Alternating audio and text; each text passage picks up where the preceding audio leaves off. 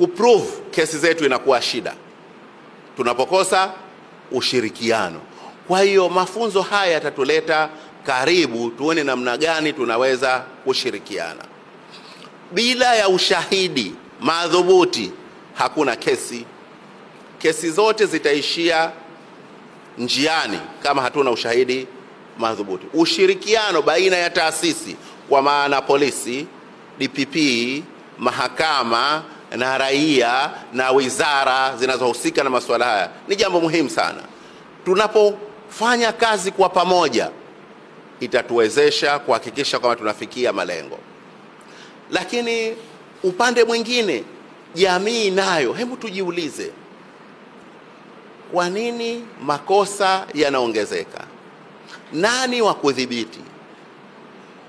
Tujiulize, tatizo ni nini? Tatizo ni sheria? Tatizo ni utekelezaji wa sheria? Tatizo ni mmong'onyoko wa maadili? Lipi tatizo? Tunapokaa katika discussion zetu, hebu tuangalieni.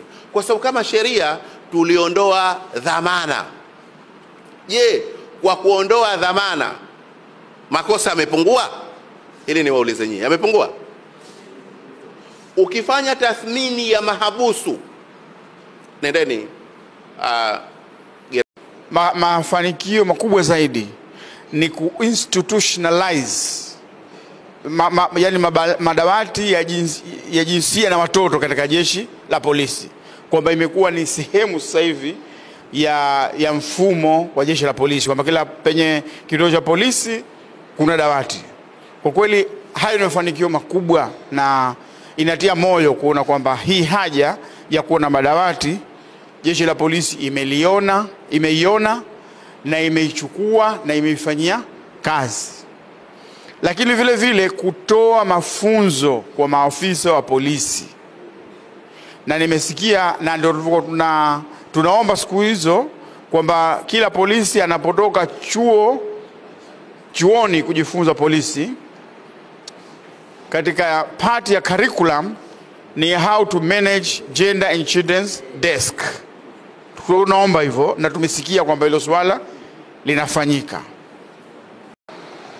Sisi tunapokwenda kwenye jamii kutoa elimu, kwa bahati mbaya sana jamii hawana mwamko mzuri wa kuhudhuria kwenye ile mikutano.